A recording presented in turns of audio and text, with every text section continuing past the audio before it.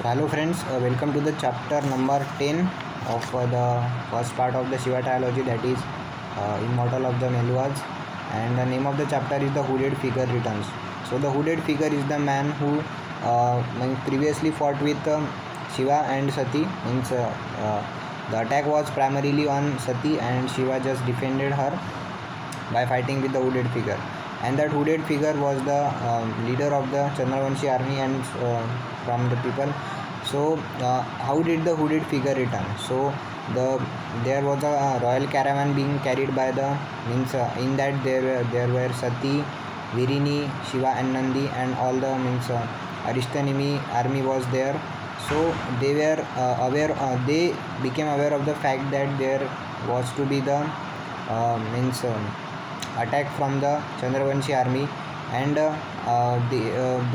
Shiva also know that, and after that Sati also got to know that. So Virini was just inside the caravan, and Sati and Shiva went out to fight for the for the attack, and Shiva was very conscious and aware of the from where the attack was being made.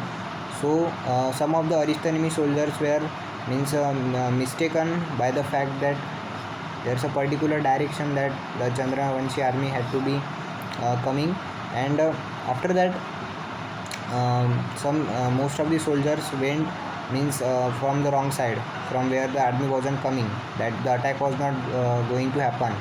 But Shiva was able to handle some people so that he could fight from the side that was right, and from where the attack was going to happen.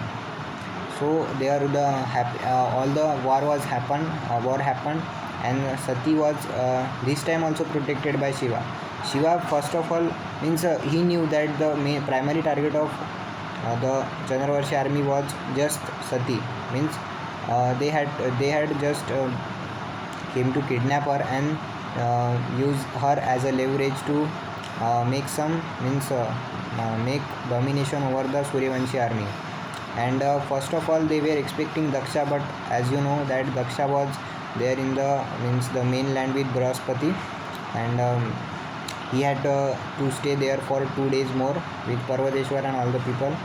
So there was fight between the Chandravanshi and Suryavanshi army, and from some time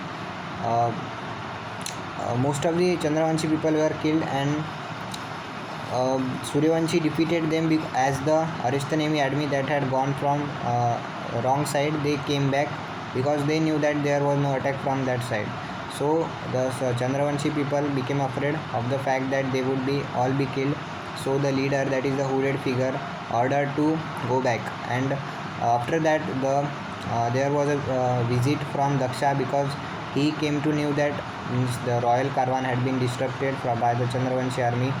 So they all met Sati and Shiva, and Sati just explained how Shiva saved her this time also, and how bravely he fought how he leaded the army and fought very with that passion and grit to save the royal caravan especially. And Parvateshwar had another chance to have that aggression for Shiva, as he came to know that the one Chandravanshi soldier was attacked under waist by some of the people said that was by Shiva, but it's not mentioned that who attacked him. And as per the rules of the war, there's nobody can attack below waist. That was the rule of the war. And after that the proceedings, the Parvateshwar also said that all the bodies should be buried, and the Chandravanshi bodies should also be buried.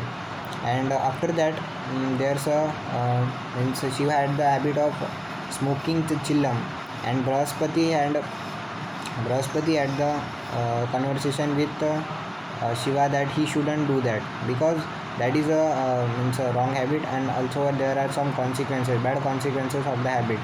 So Shiva said that this is the best habit in the world, and he also Brahaspati also said that you would be forgetting some things for the from the habit that you have gained through this chillam smoking.